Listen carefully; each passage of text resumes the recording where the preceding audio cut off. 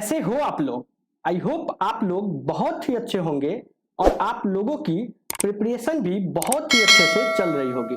मैं एक बार फिर से आप लोगों के लिए एक न्यू वीडियो के साथ आ गया हूं और आज का हमारा ये video international olympiad class 10th का प्रैक्टिस ट्यूटोरियल 14 है। तो चलो शुरू करते हैं आज का हमारा ये वीडियो। तो अगर मैं आज के इस प्रैक्टिस ट्यूटोरियल क्लास के क्वेश्चन की बात करूं तो आज का हमारा ये क्वेश्चन आप लोगों को स्क्रीन पे दिख रहा होगा।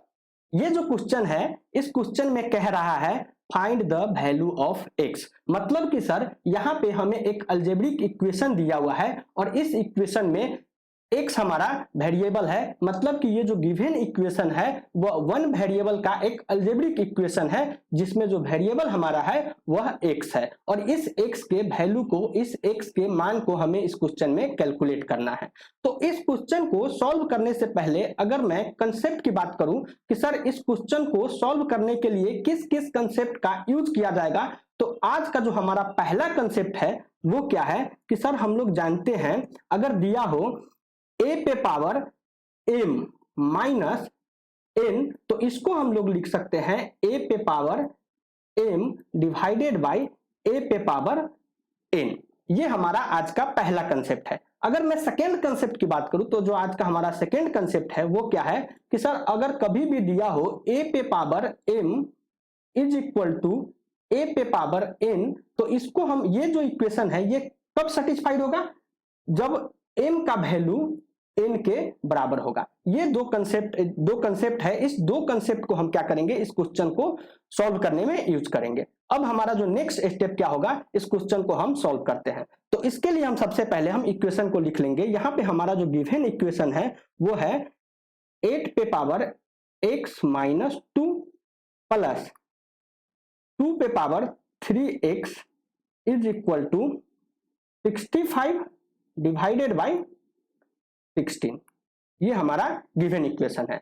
तो हम लोग जानते हैं कि सर ये जो 8 है इस 8 की जगह पे हम लोग लिख सकते हैं 2 के पावर 3। तो यहाँ पे हम, ये जो हमारा इक्वेशन दिया हुआ है इस इक्वेशन में 8 की जगह पे हम लोग लिख देंगे 2 के पावर 3।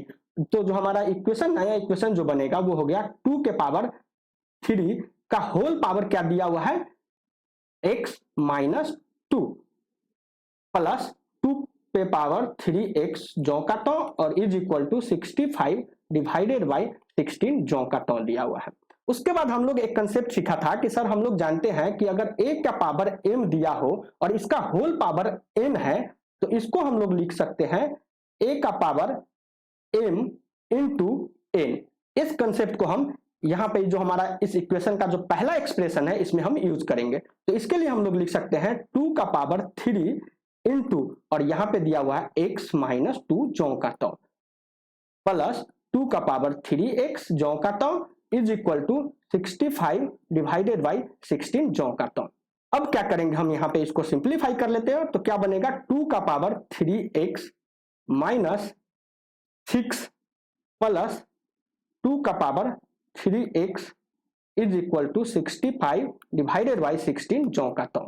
अब क्या करेंगे हम, यहाँ पे हमारा जो पहला कंसेप्ट था, ये पहला जो कंसेप्ट है इस कंसेप्ट को हम यहाँ पे यूज करेंगे और लिखेंगे, सिंप्लीफाई कर लेंगे। तो हमारा क्या दिया हुआ है, ये जो हमारा दिया हुआ है तो इसको हम सिंप्लीफाई करके लिख सकते हैं 2 का पावर 3x और ये यहाँ पे माइनस में है तो ये डिवाइड में आ जाएगा 2 के पावर 6 और ये बाकी टर्म जौ का टॉ हम लोग लिख लेंगे 2 पे power 3x is equal to 65 divided by 16 जौ का टॉ। अब क्या करना है कि सर हम लोग जानते हैं 2 के पावर 6 जो होता है वो 64 का बराबर होता है। अब यहाँ पे हम बट्टा पर का जोड़ करेंगे तो क्या हो जाएगा हमारा 2 का पावर 3x प्लस ये हो जाएगा, ये इधर आएगा तो 64 इंटू 2 के power 3x plus is equal to यहाँ पे जो हमारा हो जाएगा 65 डिवाइडेड बाई 16 और यहाँ पे जो डिवाइड में आ जाएगा डिनोमिनेटर टर्म में जो आ जाएगा 2 के पावर 6 यानी कि 64। अब ये कैंसिल हो जाएगा, यहाँ पे 4 आ गया। तो अब हम इसको क्रॉस मल्टीप्लाई कर लेंगे, क्रॉस मल्टीप्लाई करके इसको सिंप्लीफाई कर लेंगे तो क्या बचेगा 2 का पावर 3x प्लस 64 इंटू 2 के power 3x is equal to 65 और ये क्रॉस मल्टीप्लाई होकर के इधर आ जाएगा तो इंटू 4 हो जाएगा। अब क्या करेंगे, अगर हम थोड़ी देर के लिए इस 2 के पावर 3x को हम p मान लेते हैं तो ये जो टर्म दिया हुआ है क्या कह रहा है, p प्लस 64p।